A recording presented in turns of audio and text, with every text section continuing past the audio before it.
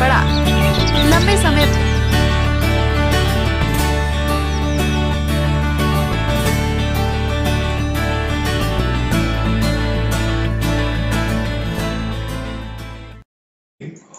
Good morning Bharat, AB Star News देख रहे हैं आप और मैं हूं आपके साथ कोमल कंवार। गुड मॉर्निंग भारत में हम रोजाना सुबह ताजा तरीन खबरों की बात करते हैं। तो शुरुआत आज हम करेंगे उन्हीं खबरों के साथ। तो 24 अक्टूबर को दैनिक जागरण की खबरें क्या कहती हैं, क्या कहता है अमर उजाला। बात करेंगे उन सभी खबरों के बारे में जो आप तक पहुंचाना बेहद जरूरी है। लेकिन उससे पहले एक बार हम आपको कोरोना अपडेट दे देते हैं। क्या स्थिति रही है पिछले 24 घंटों में और स्थिति रही है अब तक शुरू से लेकर। तो आंकड़ों की अगर हम बात करें तो आंकड़ों को लेकर बात करेंगे तो 53,370 लोग कोरोना संक्रमित पिछले 24 घंटों में हुए हैं। वहीं अगर हम मौत के आंकड़ों की बात करें तो पिछले 24 घंटों में 650 लोगों की कोरोना की वजह से मौत हुई है। रिकवरी रेट की अगर हम बात करें तो पिछले 24 घंटों में 67,549 लोगों ने कोरोना को मात दी है। अब बात कर लेते हैं अब तक के आंकड़ों की। तो ये आंकड़ा अब तक का कोरोना संक्रमितों का 78,14,682 लोग अब तक कोरोना संक्रमित पाए गए हैं। वहीं अगर हम इनमें से एक्टिव केसेस की बात करें यानी कि 78,14,682 में से कितने लोग अभी भी कोरोना से जंग लड़ रहे हैं। एक्टिव केसेस का आंकड़ा है 6,80,680। वही इनमें से हम आपको बताएं रिकवरी रेट कितना है, कितने लोग अब तक स्वस्थ हो चुके हैं कोरोना से। तो 70,16,046 लोग अब तक स्वस्थ हो चुके हैं कोरोना से। और बात करें मौत के आंकड़ों की तो 1,17,956 ये वो आंकड़ा है जो अब तक मौत हुई है कोरोना की वजह से। बात करें अगर राज्यवार तो अभी भी महाराष्ट्र की बात करेंगे। सबसे पहले महाराष्ट्र में 16,32,544 लोग कोरोना संक्रमित हैं अब तक का ये आंकड़ा। बात करेंगे इसके बाद की स्टेट की तो आंध्र प्रदेश, कर्नाटका, तमिलनाडु, उत्तर प्रदेश, केरला, दिल्ली। अगर हम बात करें उत्तर प्रदेश की तो उत्तर प्रदेश पिछले कुछ दिनों केरला के बाद था। 6वें नंबर पे हम उत्तर प्रदेश को देख रहे थे। लेकिन आज अगर हम देखें तो उत्तर प्रदेश धीरे धीरे ऊपर खिसकता जा रहा है और धीरे धीरे आंकड़े तेजी से बढ़ते हुए नजर आ रहे हैं। वहीं दिल्ली की बात करें तो शुरुआत में हमने दिल्ली में काफी तेजी से कोरोना के आंकड़े बढ़ते हुए देखे थे। हालांकि अब की बात करें तो दिल्ली में स्थिति पर नियंत्रण पाया जा रहा है। चलिए अब हम खबरों की बात करते हैं। सबसे पहली खबर कौन सी रहेगी दैनिक जागरण के अनुसार हम आपको बता दें तो दैनिक जागरण के अनुसार सबसे पहली खबर FATF का बड़ा फैसला, ग्रे लिस्ट में ही बना रहेगा पाकिस्तान का नाम और आतंकवाद पर कसना होगा शिकंजा, कार्रवाई भी करनी होगी। इसके बारे में अगर हम बात करें तो पाकिस्तान FATF के जाल में पूरी तरह से फंस चुका है।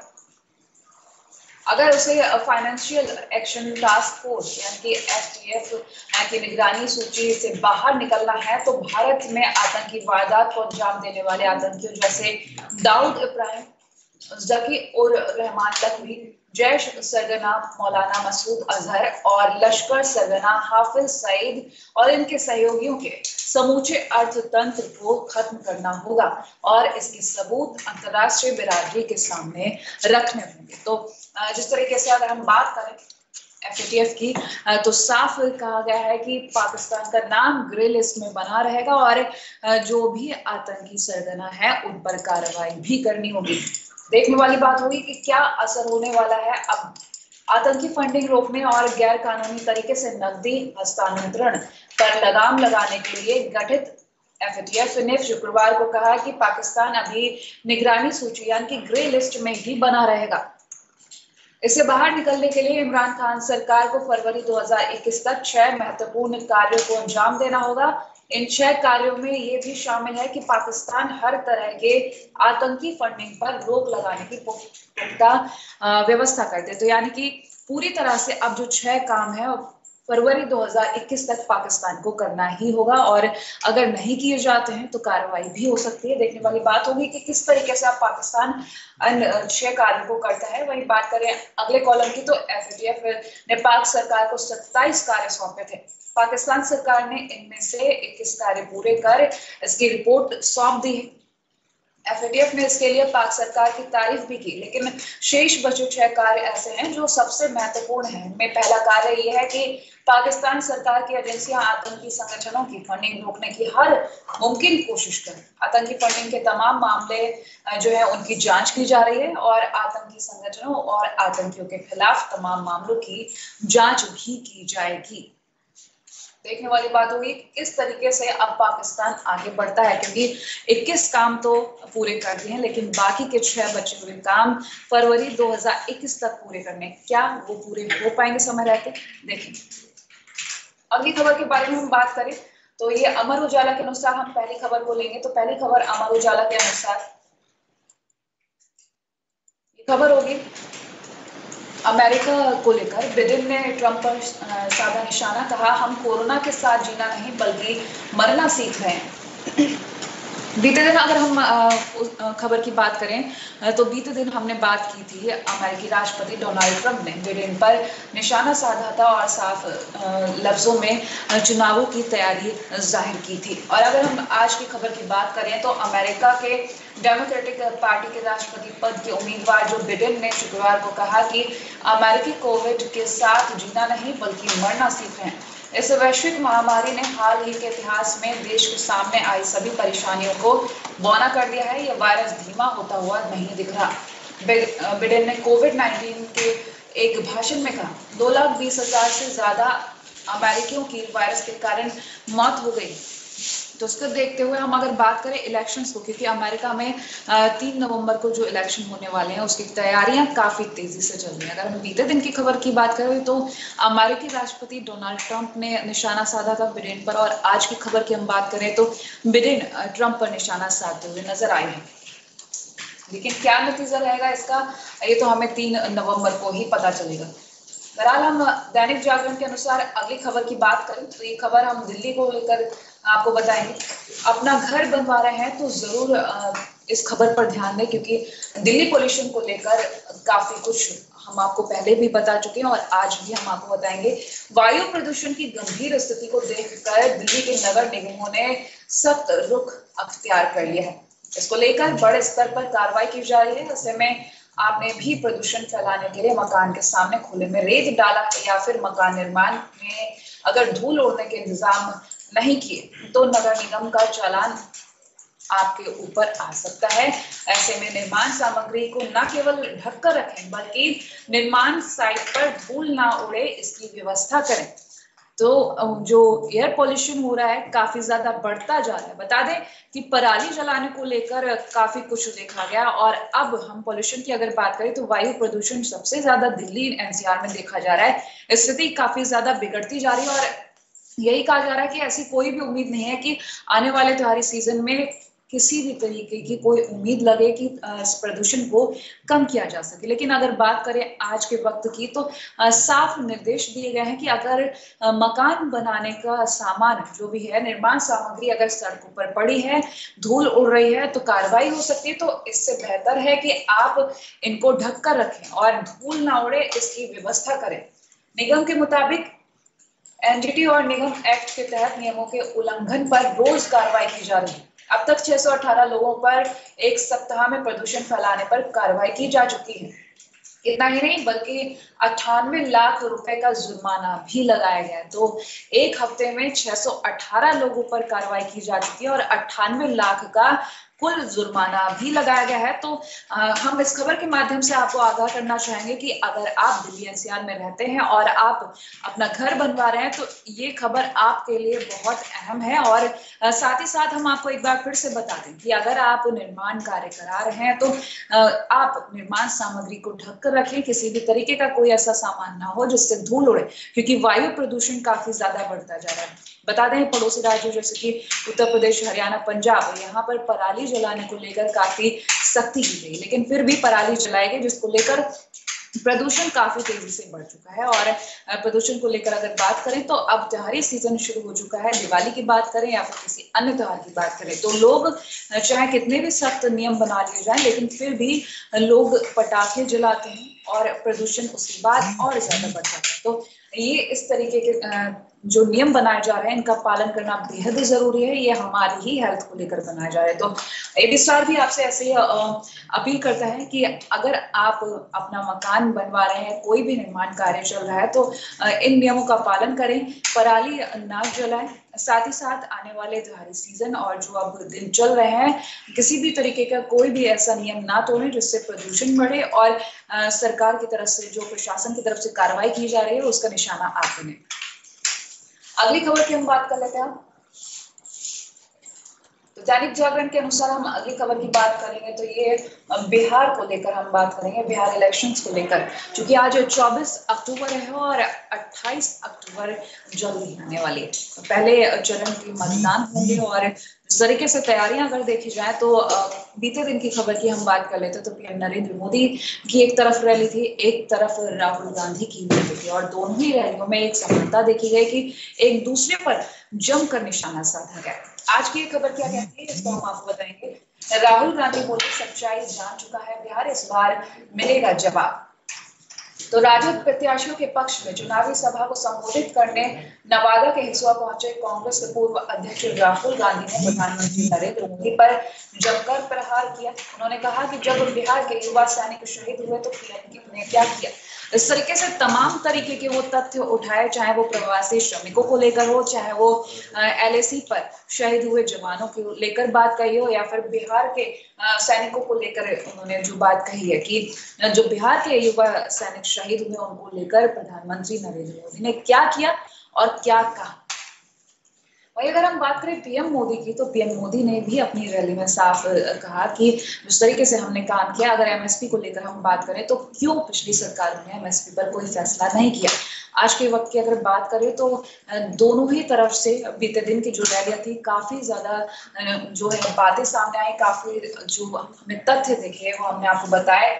बहरहाल हम अगली खबर को लेकर अगर बात करें तो ये खबर हम बिहार चुनाव से ही लेंगे, बिहार चुनाव कॉलम से। तो बिहार में कंफ्यूज नहीं होते वोटर, जीतने वालों को दिल खोल कर देते हैं वोट। तो इस खबर के बारे में अगर हम बात करें किस तरीके से मतदान होगा वो हम आपको बता दें। 3 चरणों में मतदान होगा, लेकिन जो मतगणना है वो 10 नवंबर को होनी है। 28 अक्टूबर, 3 नवंबर, 7 नवंबर, ये 3 तारीख है जब 3 चरणों में मतदान होना है। इस खबर के अगर बारे में हम बात करें तो बिहार चुनाव के रिजल्ट को लेकर नेता से लेकर चुनावी विश्लेषक तक भले ही कंफ्यूज हो, मगर जनता कंफ्यूज नहीं रहती। जनता को पता होता है कि इस बार उनकी विधानसभा सीट से किसे जिताना है, तभी तो जिसे भी वोट देती है झोली भर कर देती है। साल 2015 विधानसभा चुनाव के आंकड़े इस बात के गवाह हैं। पिछले विधानसभा चुनाव में आधे से अधिक विधायक ऐसे रहे जिन्हें 50% तक वोट मिले।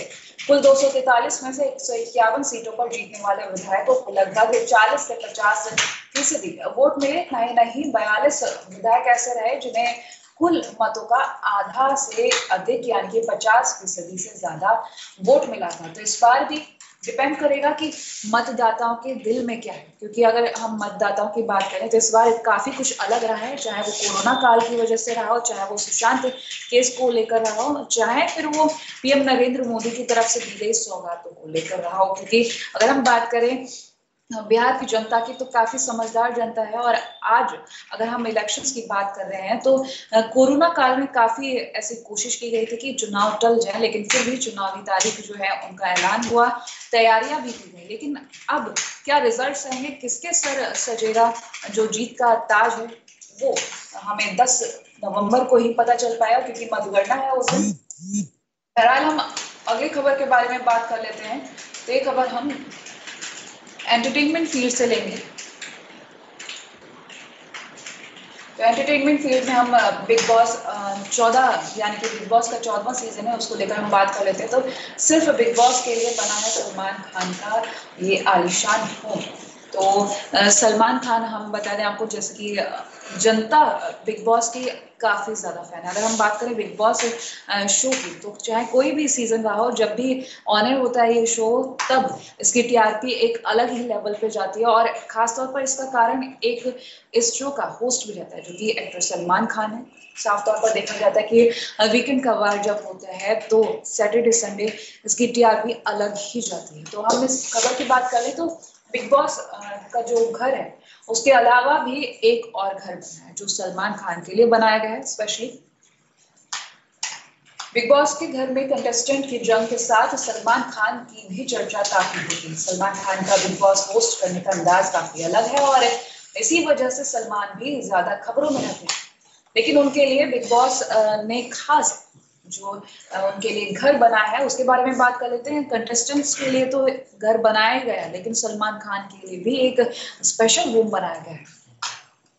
दरअसल हर साल बिग बॉस के मेकर्स कंटेस्टेंट्स के लिए एक नया घर बनाते हैं जो काफी आलीशान होता है, तो अपनी लग्जरी की वजह से काफी चर्चित रहता है।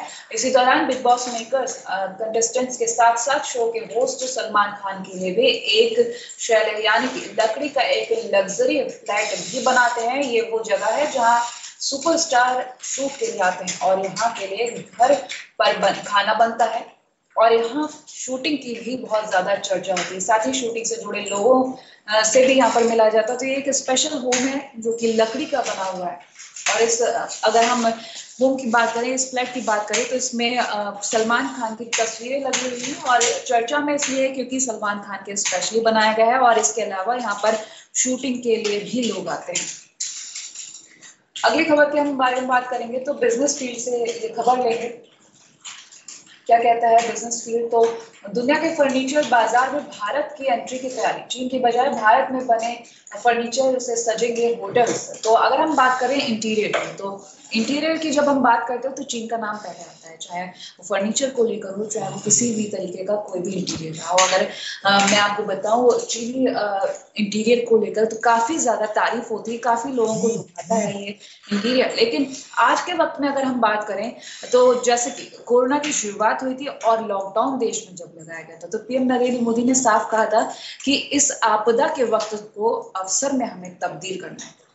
तो वो आपदा का वक्त अवसर में तब्दील हो चुका है। और आज इस खबर के बारे में हम बात करें तो दुनिया के फर्नीचर बाजार में भारत की एंट्री की तैयारी। चीन के बजाय भारत में बने फर्नीचर से सजेंगे सभी होटल। इस खबर की हम डिटेल में अगर बात करें तो दुनिया के फर्नीचर बाजार में जो है भारत की एंट्री होने वाली है।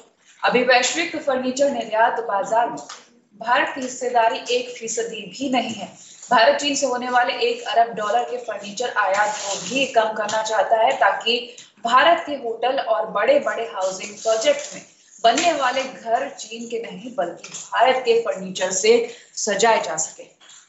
वाणिज्य और उद्योग मंत्रालय ने फर्नीचर उद्योग में निर्यात एवं घरेलू बाजार की भारी संभावना को देखते हुए इसके विकास के लिए विशेषज्ञों की कमेटी बनाई। आंध्र प्रदेश और तमिलनाडु ने तो फर्नीचर क्लस्टर निर्माण के लिए स्थान और जमीन का चयन भी कर लिया है। वहीं उत्तर प्रदेश सरकार ने भी trade promotion council of India को भी पीलीभीत में फर्नीचर क्लस्टर विकसित करने के लिए जमीन की पेशकश की। तो तैयारियां जोरों पर हैं।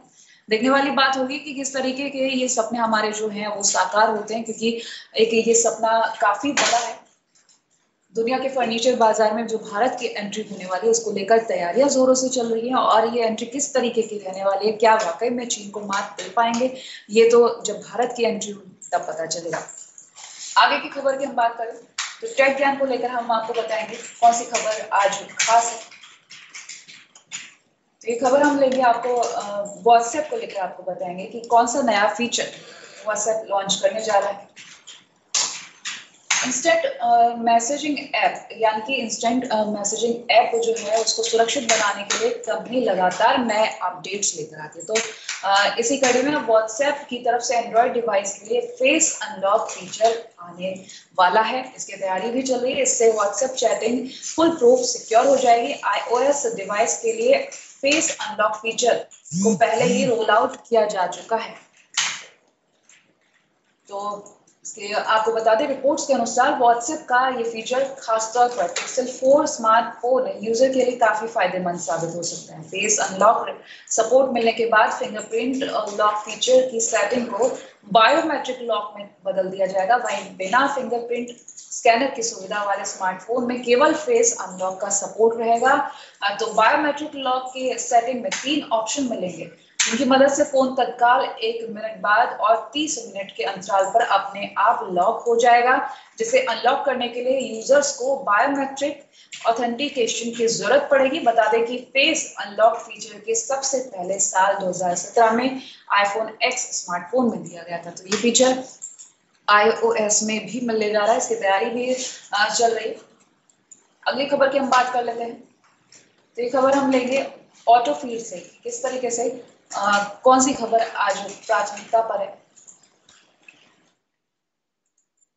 टोयोटा इनोवा क्रिस्टा बनी सबसे सुरक्षित फैमिली कार। इस खबर को हम लेंगे।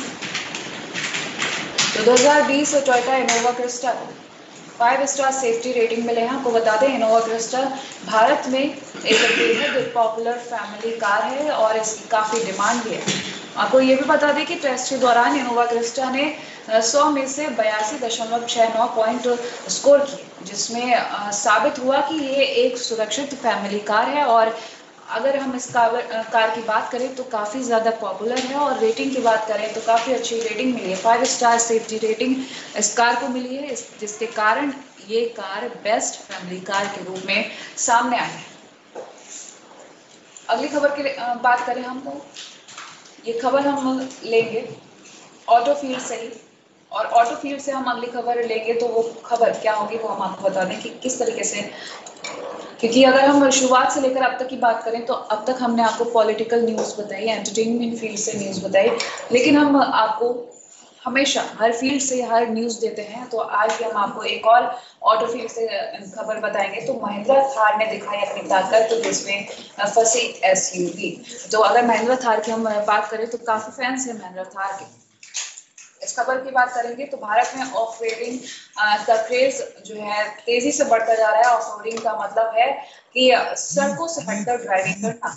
ऑफ रोडिंग में ड्राइवर कीचड़ भरे, पथरीले और रेतीले रास्तों पर ड्राइव करता है, जिसके लिए महिंद्रा थार का नाम सबसे पहले सामने आता है। फीचर्स की बात करें तो ये जो गाड़ी है किसी भी रास्ते पर चलने के लिए काफी ज्यादा मानी जाती है। तो अगर हम इस कार की बात करें, थार की बात करें, तो किसी भी रास्ते पर चलने के लिए सबसे ज्यादा बेस्ट इसको माना जाता है। जिसके लिए एसयूवी की अगर हम बात करें तो ये उससे भी पीछे है, क्योंकि थार का नाम आते ही तो कोई भी गाड़ी इसके पीछे। इस खबर के अनुसार बिजनेस की फील्ड से हम एक खबर ले लेते हैं, क्योंकि हम आपको एक खबर पहले ही बता चुके हैं, दुनिया की फर्नीचर बाजार में भारत का नाम होगा। तो अब एक और खबर हम आपको अगर बिजनेस समाचार से बताएं तो कोरोना संकट के बीच राहत देने वाली खबर। देश का विदेशी मुद्रा भंडार रिकॉर्ड उच्चतम स्तर पर पहुंचा। कोरोना वायरस महामारी और लॉकडाउन प्रतिबंधों के चलते जूझ रही अर्थव्यवस्था के बीच एक अच्छी खबर है। भारत का विदेशी मुद्रा भंडार अब तक उच्चतम स्तर पर पहुंच गया है। भारत का विदेशी मुद्रा भंडार 555.12 बिलियन डॉलर के रिकॉर्ड स्तर पर पहुंच चुका है। ये तो खबर थी बिजनेस फील्ड से। अब तक हमने आपको हर फील्ड से खबर बताई। और गुड मॉर्निंग भारत में हम कोशिश ये करते हैं कि आप जो न्यूज़पेपर में खोजते हैं वो हमारे इस शो के जरिए आप तक पहुंचे, और ये कोशिश हमेशा जारी रहेगी। लेकिन आज के शो में इतना ही। बाकी की खबरों के लिए देखते रहिए एबी स्टार न्यूज़। नमस्कार।